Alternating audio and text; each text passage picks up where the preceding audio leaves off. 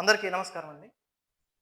నిన్న తమిళనాడులోని కరూర్ ప్రాంతంలో టీవీకే పార్టీ అధినేత, ప్రముఖ హీరో విజయ్ చేపట్టిన ఎన్నికల ప్రచారంలో విషాదం చోటు చేసుకుంది.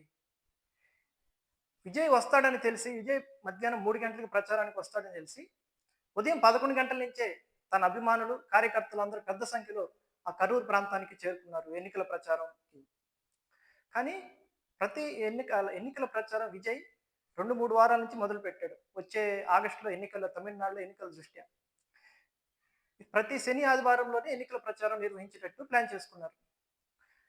ప్రతి శని, ఆదివారంలో శనివారం 2 చోట్ల, ఆదివారం 2 చోట్ల ప్లాన్ చేసుకున్నారు. అలానే నిన్న శనివారం ఉదయం నమక్కల్లో ప్రచారం 10 గంటలకి జరగాల్సింది. కానీ విజయ్ ఆ ప్రచారానికే 3 గంటలు లేట్‌గా ఆలస్యంగా వచ్చారు. 1 గంటకి వచ్చారు అక్కడికి. ఇక్కడ కరూర్‌లో 3 గంటలకి జరగాల్సిన ప్రచారం వస్తున్నాడని తెలిసి అభిమానులు, పార్టీ కార్యకర్తలు అయితేనేమి, ఉదయం 11 గంటలకే కరూర్‌కి వచ్చున్నారు. కానీ విజయ్ ఎప్పుడొచ్చాడంటే సాయంత్రం 7 గంటలకొచ్చాడు. ఒక పక్క ఎండకి అప్పటిదాకా విజయ్ వస్తాడని వేచి వేచి చూసి అందరూ అక్కడే వేసి బాగా అలిసిపోయారు. విజయ్ వచ్చారు. విజయ్ చూసే క్రమంలో ఇంకా తొక్కిసలాట జరిగి విజయ్ వెళ్తున్నాడు. ఒకసారైనా చూద్దాం విజయ్‌ని అనే తొక్కిసలాట జరిగి 38 మంది చనిపోయారు. ఇంకా క్షతగాత్రులు చాలా మంది ఉన్నారు. అయితే దీనిపై రాష్ట్ర ప్రభుత్వం ఒక కమిటీ నియమించింది. హీరో విజయ్ కూడా మృతుల కుటుంబాలకి ఒక 20 లక్షలు ప్రకటించాడు. డీఎంకే పార్టీ ప్రభుత్వం, అధికార పార్టీ ప్రభుత్వం 10 లక్షలు ప్రకటించింది. అయితే ఇప్పుడు దీనిపై విషయం ఏందంటే అసలుకి కరూర్ ఘటనకి కారణాలేంటి?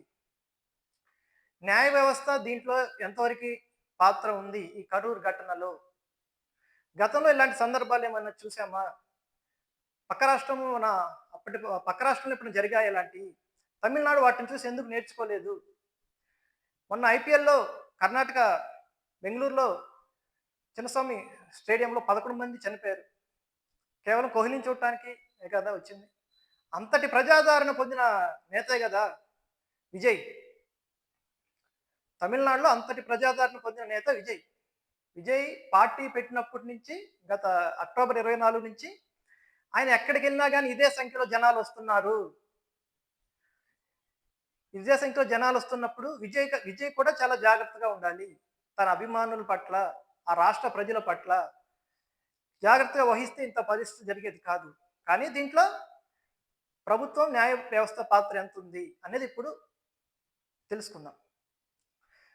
మనకి గతంలో 2022 డిసెంబర్‌లో ఆంధ్రప్రదేశ్‌లో కందుకూరు, ఉమ్మడి ప్రకాశం జిల్లాలోని కందుకూరు నియోజకవర్గంలో చంద్రబాబు పర్యటన సాగింది.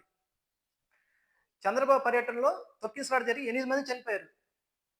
అప్పుడే జగన్మోహన్ రెడ్డి ప్రభుత్వం ఎప్పుడైనా ఎన్నికల ప్రచారంలో రాజకీయ పార్టీలు రోడ్ల మీద సమావేశాలు పెట్టుకోవటానికి వీల్లేదు అంటూ జీవో 1 తెచ్చింది. ఈ జీవో 1 ఇంకా టీడీపీ ప్రతిపక్షాలు చాలా విమర్శించాయి. ప్రతిపక్షాలని ప్రజలతో సంబంధం లేకుండా తొలగించే చర్య ఇది అంటూ చాలా విమర్శించాయి. జగన్మోహన్ రెడ్డి ఉద్దేశం ఏంటి? ఓకే. ప్రతిపక్ష పార్టీ పవన్ కళ్యాణ్ అయినా, చంద్రబాబు అయినా అప్పుడు ఎక్కడ పోయినా జనం బాగొస్తారు.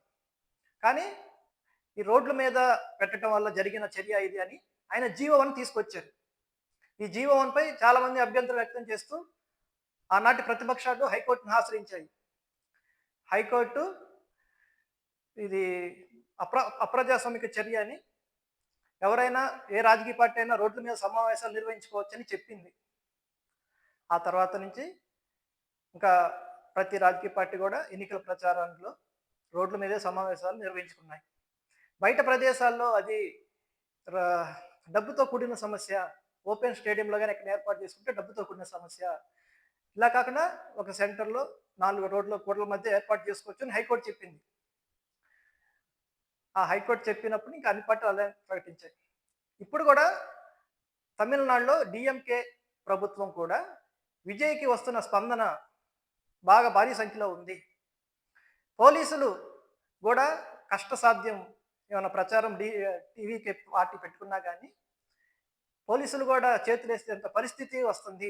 అంతమంది జనాలొస్తున్నారు అంటూ టీవీకే పార్టీ, అదే ఆ పార్టీకి 23 కండిషన్లు పెట్టింది. రోడ్ల మీద ప్రచారం చేసినప్పుడు 23 కండిషన్లు పెట్టింది. ఫస్ట్ అగ్నిమాపక సామాగ్రి ఉండాలి, వాటర్, అంబులెన్స్, ఇంకా హీరో విజయ్ బస్సులోంచి బయటికి రాకూడదు, ప్రజలతో అత్యుత్సాహంగా చేతులు ఊపుతూ ప్రదర్శన చేయకూడదు, ఇలాంటివన్నీ కండిషన్లు పెట్టారు. అయితే దీనికి విజయ్ ఇది చాలా పెద్ద హాస్యాస్పదంగా ఉంది అని తమిళ భాషలో చెప్పాడు. కానీ ఇప్పుడు ఏం జరిగింది? చిన్న చిన్న గల్లీల్లో, గొంతుల్లో పెద్దవి రాజకీయ పార్టీ తన బలాన్ని నిరూపించుకోవటానికి వాడుకున్నట్టే ఇట్లా జరిగింది. పెద్ద ఓపెన్ గ్రౌండ్‌లో పెట్టుకోవచ్చు. అయినా విజయ్ పార్టీకి 10,000 మందితో ర్యాలీ అయింది. విజయ్ బయటకొస్తే 10,000 మందేనా వచ్చేది? ఎంతో మంది ప్రభావితం చేయగలడు కదా విజయ్.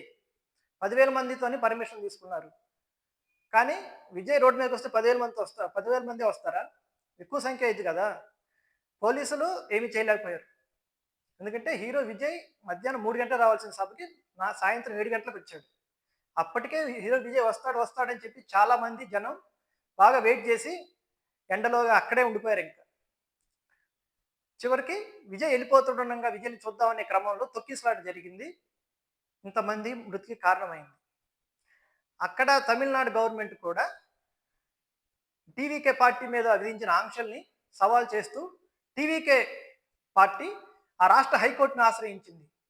ఆ రాష్ట్ర హైకోర్టు కూడా ఆంధ్రప్రదేశ్ హైకోర్టు చెప్పినట్టే చెప్పింది.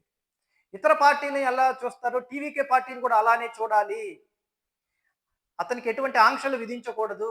మిగతా రాజకీయ పార్టీలు ఎలా ఉన్నాయో టీవీకే పార్టీని కూడా అలానే చూడాలి. రోడ్ల మీద సమావేశాలు నిర్వహించుకోవచ్చు విజయ్ అని చెప్పింది. ఆ 23 కండిషన్లు కూడా ఇక తొలగిపోయినట్టే ఆ హైకోర్టు జడ్జిమెంట్ తోటి. దీంట్లో హైకోర్టు పాత్ర ఎంత ఉందో చూడండి. ఇప్పుడు విజయ్ మిగతా పార్టీలో వాళ్ళందరూ పొలిటికల్ లీడర్స్. ఇక్కడ ఈయన సినిమా స్టార్ హీరో. సినిమాల నుంచి రాజకీయాల్లోకి వచ్చాడు. ఇతను ఆడే ఫంక్షన్లు ఇంతకుముందు నుంచే ఇతను మీటింగ్కి వస్తే దాని ప్రభావం చాలా ఉండేది. అలాంటిది ఇప్పుడు ఆయన డైరెక్ట్గా రాజకీయాల్లోకి వచ్చాడు. అక్టోబర్ 24 నుంచి అతను ప్రచారాలు ఆయన రాజకీయ పార్టీ పెట్టాడు. అప్పటి నుంచి ప్రచారం చేయటం చూసాం. ఇలాంటప్పుడు కూడా విజయ్‌ని కొంచెం ప్రత్యేక వ్యక్తిగా పరిగణించి హైకోర్టు కొన్ని కండిషన్లు పెట్టినట్టయితే ఈరోజు ఈ పరిస్థితి జరిగేదా? జరిగేది కాదు. తమిళనాడులో సినిమాల నుంచి వచ్చిన హీరో విజయ్, రాజకీయాల్లోకి వచ్చిన హీరో విజయ్. ఆ ఒక్క విషయం తమిళనాడు హైకోర్టు కానీ ముందుగానే గ్రహించి విజయ్‌కి స్టార్డమ్ బాగుంది, యూత్‌లో కానీ ఇతను బయటకు వస్తే ఎక్కువ ప్రభావితం అయ్యే అవకాశం ఉంది కాబట్టి కొన్ని కండిషన్ల ద్వారా అతను ఎన్నికల ప్రచారానికి పర్మిషన్ ఇచ్చినట్టయితే ఈ పరిస్థితి జరిగేది కాదు కదా అంటూ చాలామంది ఇప్పుడు చాలామంది అభిప్రాయపడుతున్నారు. తమిళనాడు విజయ్ కూడా ఒక 20 లక్షలు పరిహారం ప్రకటించి ఏం మాట్లాడలేకపోతున్నాను, నా గుండె బద్దలైంది అన్నట్టు చెప్పారు. ఇది అక్కడ నిన్న జరిగిన సంఘటన గల కారణాలు. ఈ పరిస్థితుల్లో డిఎంకే ప్రభుత్వం టీవీకే పార్టీ కార్యనిర్వాహకులపైన కొంతమంది పైన కేసులు నమోదు చేసింది. ఇంకా విజయ్‌ని అరెస్ట్ చేస్తారా లేదా అనే దానికి ముఖ్యమంత్రి ఇప్పట్లో దానిపైన సమాధానం చెప్పలేదని చెప్పారు. వీడియో నచ్చితే లైక్ చేయండి, షేర్ చేయండి, సబ్స్క్రైబ్